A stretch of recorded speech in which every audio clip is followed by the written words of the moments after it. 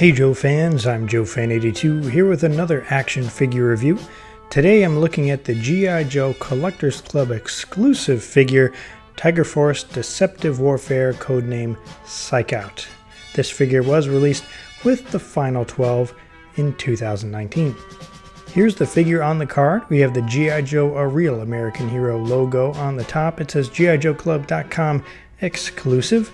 Some nice card art on the left. He's looking very intense. He's in the midst of a battle. A retro Hasbro logo on the bottom left. And there is the figure in the bubble.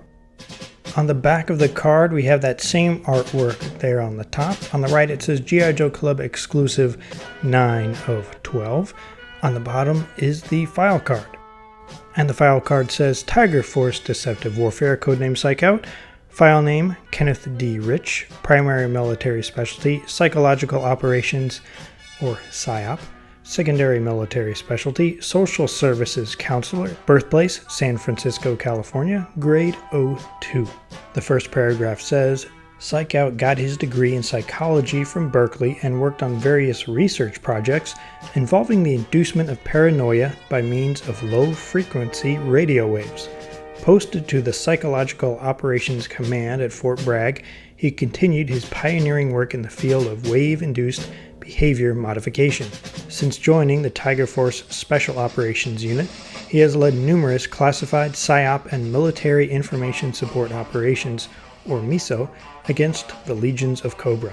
While destroying enemy assets is crucial to any battle, it is the psychological struggle to persuade, change, and influence their minds that seals the victory.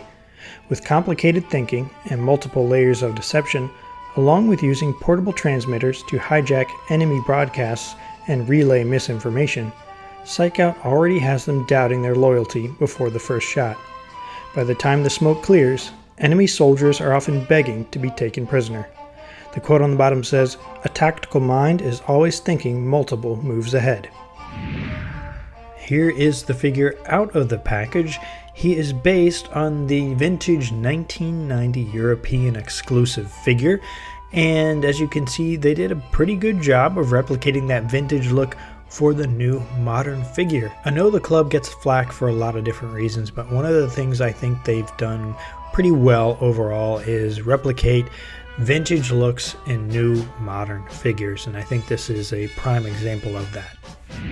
Let's take a closer look at Psyche-Out here. He's got a really nice head sculpt. Paint apps are really nice across the face and the hair. He's got a silver apparatus there on the back of his head with an antenna sticking up in the back. That's very nicely sculpted, nicely detailed, and it looks pretty uncomfortable if you were going to wear that in real life. He's wearing a high collar orange shirt with a tiger stripe pattern across it. Some silver body armor that's pretty reflective. It looks really nice. And that kind of comes down over his midsection there. He has gray sleeves and black gloves, blue pants, and some light gray boots. Let's take a look at his accessories. He comes with these red radar dishes, which are mounted on his forearms. They are on these silver bands, and they are very loose. They come off quite easily, so if you're messing around with them, they will fall off. But if he's just on display, they stay pretty well. A gray handheld box, which comes with a larger red radar dish. The box is nicely sculpted, and the dish can come off not too easily. It snaps right back on. One black rifle looks pretty good. A light gray backpack, which looks very nice and nicely sculpted. It opens from the left side with hinges on the right, and inside you can find his other accessory, a small black handgun. And of course the figure stand with the G.I. Joe logo on the top, and on the front it says codename Psyche-Out. And it is articulation time. His head does a full 360 if you want him to do that for some reason. And it looks like he's got a little bit of up and down movement going on. His shoulders do a full 360 and come up about so far. 90-degree bend at the elbow. And on these modern figures, I just want to point out that sometimes you have to look to see which side of the arm is supposed to come up. Sometimes I've forgotten that and haven't moved it up as far as it can. So you just got to look which side has the longer hinge on it. So you can see this one is a bit longer, so it comes up a little bit further. And he's got 360 twist on the wrist, a joint at the chest, a little bit of ab crunch there. His legs come up about that far. He can do a split, double jointed knees. His ankles can do a full 360 and they can go up and down.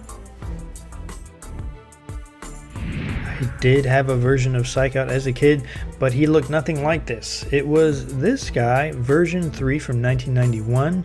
He had an all blue jumpsuit and a black helmet which covered part of his face. He looked different from any other Joe figure I had, so I just really liked him, and he looks completely different than this Tiger Force version, but that's the one that I had as a kid.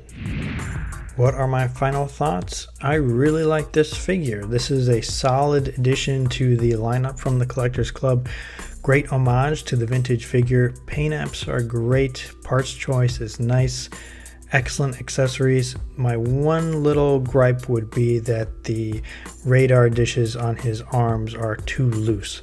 Other than that, this is a great figure. I highly recommend him.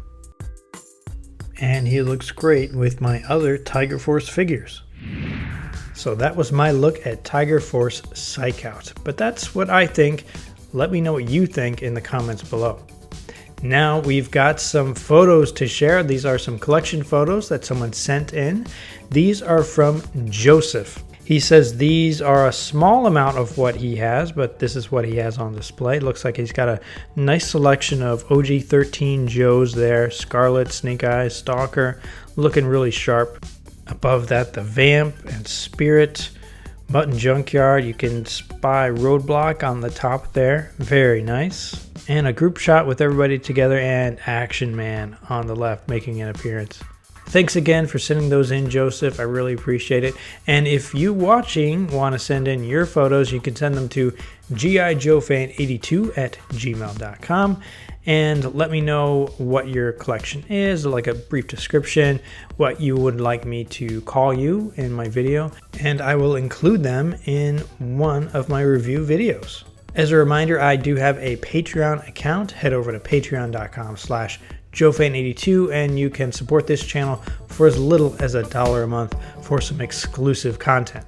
And coming up real quick in July is Cobra Convergence 4.